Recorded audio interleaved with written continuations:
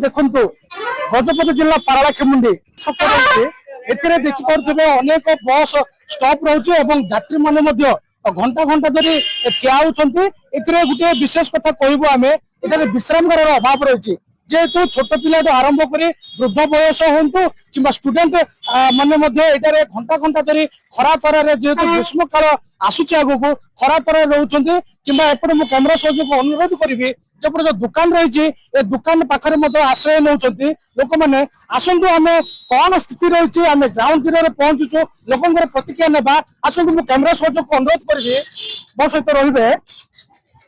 आज्ञा आपण कौटी जी आंध्रा को आपण केते घंटा हला बसचंती आज्ञा प्राय 2 घंटा ऊपर बस आज्ञा इतने रेस्ट सेट नाही आपण आंको दुकान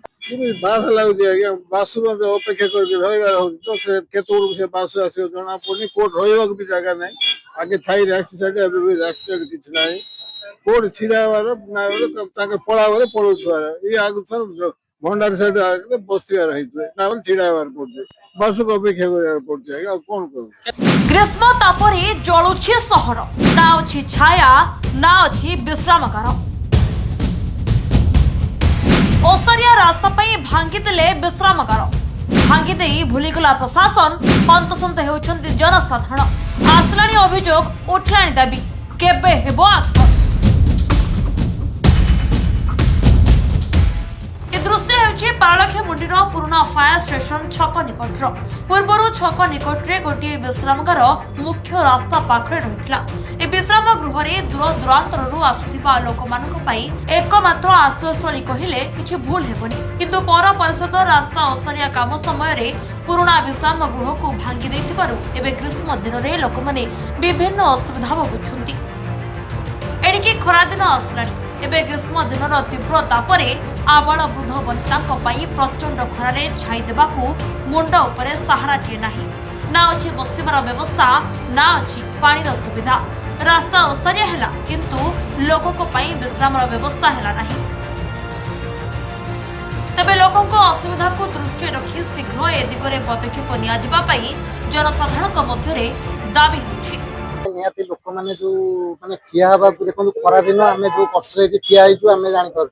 मु पाखापाखि 15-20 मिनट है जगह ठिया किंतु माने ठिया हवा जगह नहीं आम बाध्य माने जन दुकान साइड ठिया हो ये किसी लोक माने बहुत असुविधा सम्मुखीन पड़ते माने किसी ना लोक छाई गोटे सुविधा हुआ गोटे